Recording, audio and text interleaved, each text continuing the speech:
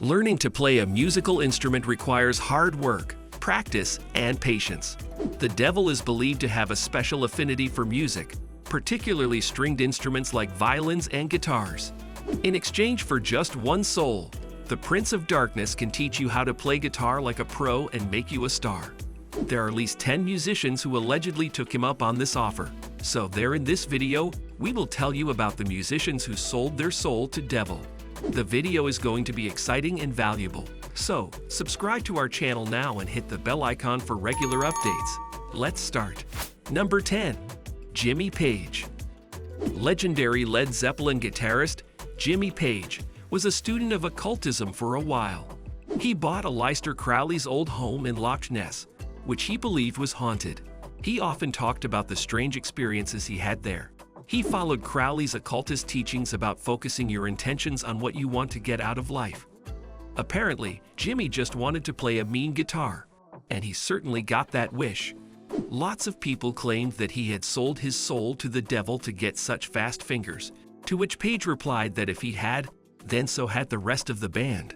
This may be the origin of the myth that if you play Stairway to Heaven backwards, you can hear demonic voices speaking. Number 9. Paganini.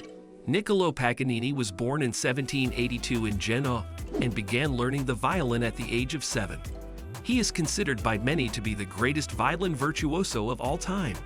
A rumor circulated that he must have sold his soul in exchange for his virtuosity, though not his virtue.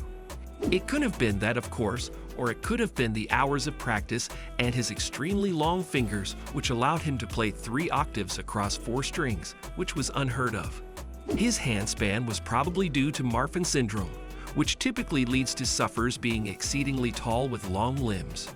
Paganini, like all music geniuses, used his skills mostly to get girls. He was a great womanizer and was said to trap the souls of young women inside his violin, although quite how he did it, no one ever explained. Number 8. Robert Johnson. Robert Johnson's is probably the most famous soul in the devil's collection. Sometime during the 1930s, he's said to have met the devil, allegedly at the Clarksdale Crossroads. He was said to have been a decent harmonica player, but a terrible guitarist. Then he disappeared for a few weeks. He is supposed to have taken his guitar to the crossroads in Mississippi, where the devil retuned his guitar and gave him a few lessons. When he returned, his terrible guitar technique was now described as formidable and masterful. When Robert Johnson died in 1938, at the age of 27, the rumor became a fact, and Johnson is now known officially as the Devil's Bluesman. Number 7. Giuseppe Tartini. Giuseppe Tartini is believed to have sold his soul to the devil and composed a song with him. Trillo del Diavolo, or the Devil's Trill, came to Tartini in a dream. The music came to him after his dream self had also sold his soul.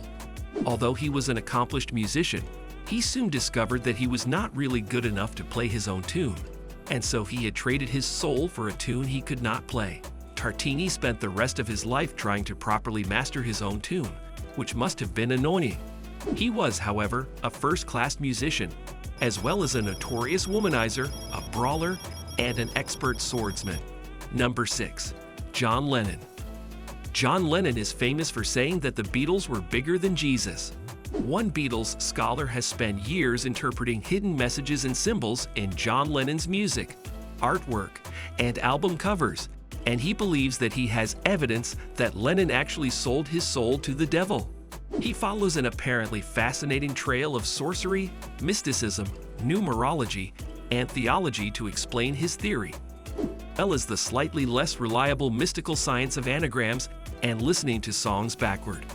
Lennon allegedly signed his pact with Lucifer sometime around December 1960, shortly before the first known outbreak of that well-known viral disease, Beatlemania. If true, it seems particularly hard on Lennon, as the other 3 band members presumably managed to keep their souls intact while still sharing the glory. Number 5. Snoop Dogg. These devil soul transactions are usually shrouded in secrecy, but occasionally, a performer comes along who is happy to talk about it. Snoop Dogg admits that at the time he was in a dark place when he heard a voice say, "Bring your lifestyle to me, I'll make it better." Mr. Dogg asked how long he would live, and the voice cried back, "Eternal and forever." There is some evidence that the artist at first believed that he was making a pact with God, but was tricked by the devil. Or perhaps it's just a song. You decide. Number 4. The Rolling Stones. In 1968, the Rolling Stones released a new album that confirmed every parent's darkest suspicions. Rock and roll were indeed the devil's music. The opening song of Beggar's Banquet was, of course, Sympathy for the Devil. Keith Richards told Rolling Stone magazine that some people saw them as acting as unknown agents of Lucifer, while others think we are Lucifer. Either way, they were trouble. Some of their fans, however, really bought into the Satanic Majesties thing, the title of their previous album. In particular, the Hells Angels lapped it up. If it was possible for an illegal biker gang to have an official anthem, Sympathy for the Devil was it. They provided security for the Stones at Ultimate Free Music Festival. Trouble erupted during that song, and a short time later a teenage boy was stabbed to death. Although the song was not directly linked with the stabbing, the Stones didn't play the song Live Again for a long time. The Stones have been dogged by rumors of devil worshipping ever since, possibly because of secret messages embedded in their music, or possibly because of the large horned devil's head tattooed on Mick's chest. Number 3. Philip Musard. Philip Musard was a French musician, composer, and conductor who was known for his colorful life and chaotic concerts. He was the rock star of the 19th century, with theatrical flair and a penchant for shocking his audience. Musard invented the galop infernal, frenetic dance tunes that were often used as the accompaniment to the can-can dances of the time. He was phenomenally successful, and Parisian confectioners even sold his effigy in chocolate. While he conducted, he was said to pull strange faces and look almost possessed with his wild gesticulations. It may have been this that led to the persistent rumor that Musard had made a pact with the devil. Number 2. Tommy Johnson. Tommy Johnson was a blues musician, credited with starting the rumor that Robert Johnson had sold his soul at the crossroads. However, before that rumor got around, it was thought that Tommy had done the exact same thing. Tommy Johnson was one of the most influential bluesmen in Mississippi during the 1920s and 1930s. His older brother Liddell was teaching him how to play the guitar when, as a young teenager, Johnson ran away from home to the Mississippi Delta. When he returned 2 years later, he was an expert guitar player. Liddell Johnson claimed that his brother had met a mysterious figure at a crossroads. The stranger tuned his guitar for him, after which he could play like, well, the devil. This is exactly the same story that Tommy said about Robert Johnson.